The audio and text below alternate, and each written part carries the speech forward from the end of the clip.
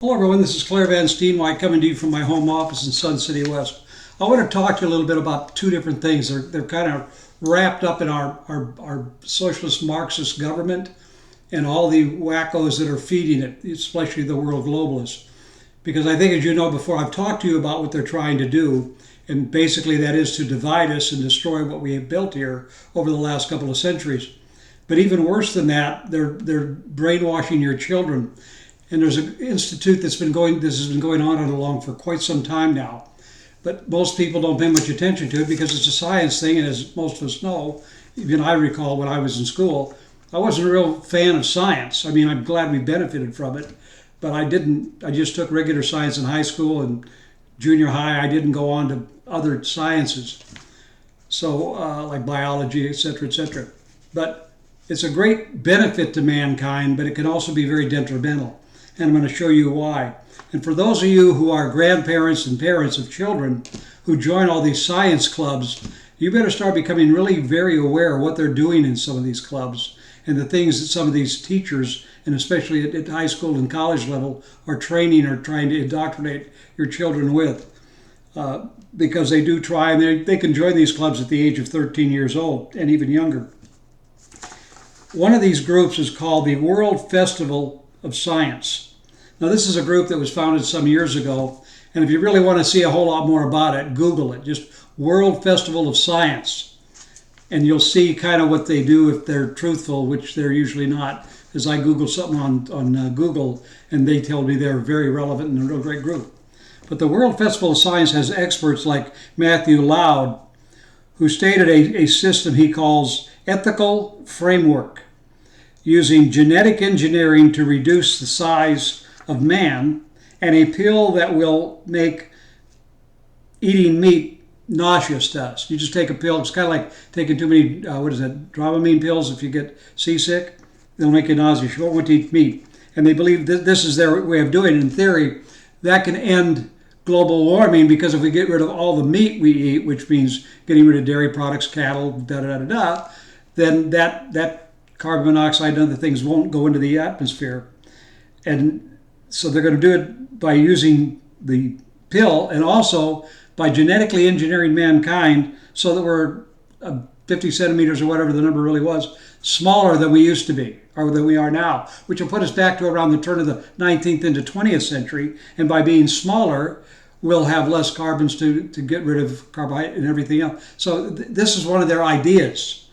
Now, the last time people tried to genetically change people, I believe really do it, was when Adolf Hitler had his people try to work on a superhuman for his armies in Germany. That didn't work out for a lot of people. They're doing this, and they're also using the CRT, critical race theory, to separate us at school level. And we're watching more and more families and parents speak out at these school board meetings and push this nonsense back. But what really concerns me in this is the idea that you have scientists who believe this is okay. They believe to engineer us so that they can so-called save the planet, which is a theory. Global warming is a theory, and I'm going to give you something on this that I don't think a lot of people have thought about. I was talking to my wife the other day about it, and I said, the temperature is going up, but they did a thing the other night. They do it on the news every night about our records here in the Phoenix area. We're now at 110, 112 every day lately. But the other day when it was up to 115, they showed a record on that day was 122. So in that matter, we're having a global cooling, if you really think about parts of this. But I want to give you something that most people I don't even think about. It's the urban islands, okay? Urban heat islands is what they really are. And that's all your big shopping malls or airports and highways and roads. Like in Arizona, in 1920, we had, I believe it was 350,000 people here. That's all. 351,000 people lived in Arizona. Now there's 7 million, and I don't believe that counts all the illegals that are in Arizona. So it's probably even more than that. But you have these urban heat islands throughout the United States and Arizona. Remember, at the turn of the century, you didn't have big malls. You had downtown areas. So your urban spread wasn't quite as big. And you didn't have all these urban areas, like all these places they built. Look at the West Valley. For the most part, it didn't exist before 1920. Sun City West, Sun City Grand, Estancia, Surprise, Portobello, the whole West Valley wasn't here. You know you didn't have Litchfield Air Force Base because we didn't have an Air Force. So think of all the concrete there. And concrete, blacktop, automobiles, rooftops, etc. absorb a great deal of heat. They don't cool as much as they should in the night. Okay, they radiate some heat, they cool down a little. But that means when the sun comes up, if your roofs and your streets are already in the 80s, which they usually are higher, like some of your garages, I know when I get up in the morning early, I can look at my garage temperature, it's still in the 90s. So when you look at that, and then the sun comes up and starts to rewarm everything, do you wonder why it doesn't take so long to get as high as it gets now, as it used to before? I know when I was a kid in California, we didn't have air conditioning, we didn't need it. It hardly ever got over 95 degrees. But the more and more it grew, the more and more the spread was there with the great big shopping malls in California and all the freeways. I mean, you got freeways there that are 12 lanes wide. Think about all the heat that those highways absorb. I don't know of any California highway now that's less than 6 lanes, 3 on each side, plus a diamond lane. Think about that. Think about all that heat.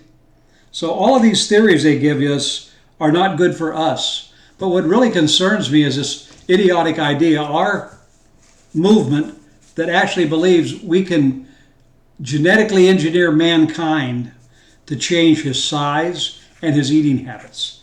That's dangerous. It's unconstitutional, there's no doubt about that. But I think we all know now that our elected officers don't really care much about the Constitution, do they? Look at all the things they vote on. Look at the things they should never vote on that they do, and the things they ought to vote on they never pay attention to.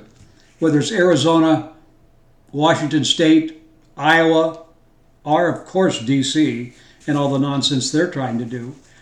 But all of our elected officials seem to be in a hurry to do certain things. And I believe it's up to us, the people, to stop them. I'm hoping, as I always remind you, that next year is an election year. We're going to have primaries. I'm running in one of them. Hopefully, if I get enough signatures to get on the ballot. But it's up to us to put these people out of office. And I know there's a lot of incumbents at state level in Arizona that people like. But look at their voting record. I looked at something just the other day. They're passing a big budget again. And they're giving all kinds of money to education. I'm not saying they may not need it. What I'm saying is it's poorly spent. But they don't care about that. There's no plan that I see in Arizona's education system to promote us or improve us from 47th place, and yet you're throwing hundreds of millions of dollars at it. And they're doing some other social programs that I don't agree with. And I'll be talking to you about that in the future as soon as I get all my research done. But primarily pay attention to this global warming doctrine and this critical race theory doctrine. This is a cultist, this is almost a religious movement now. It's no longer based on any science, it's based on a culture. And that culture is in a crisis. And they're trying to do everything they can to destroy this country and our freedoms. So please pass this message along. But Google that. Please remember, once again, Google World Festival Science. World Festival on Science. Google it. Or look some other way, because Google isn't too terribly honest at times with the information they give out. My obligation, I believe, is when I come across things, I try to inform you. Some people don't like it. I know I get attacked by Democrats all the time about some of my information. But they have the internet, and when they argue with me or they call me names, basically, then I give them some facts back. They never talk to me again. They can't deal with facts. These people are fiction. They're fiction writers, and they spread gossip and rumors and lies. That's what they do. So you have facts on your side. But I'm speaking especially to those of you who are grandparents or have children that like science. Science has brought us some marvelous things. I remember when I was a kid, we cured polio. All right, they found vaccines for everything you can think of: herpes, polio, AIDS, etc. But they haven't found a cure for the common liar. And that's what we need to do. And we need to protect our children being indoctrinated with this kind of nonsense about, we are doing gene modification to shrink people. They had a volcano go off the other day. And you know how much carbon dioxide is coming out of that one volcano in Italy? More than that whole country produces. Possibly more than almost that whole region produces. I haven't got the exact numbers yet, but it is. So we can't fight that, nor can we fight all the crap that they do in India or China. So don't be discouraged by what these people tell you, but remember to always fight back. I want to thank you for taking the time. I pray that you pass this on to others because they have a right to know. With information, we can fight back. Without it, we're just spitting in the wind, okay? So God bless you. We'll keep you in our prayers. You keep us in yours. And we'll be back with some more information on another subject. God bless and have a great day. And remember, God bless this nation and the people that really believe the truth. Bye for now.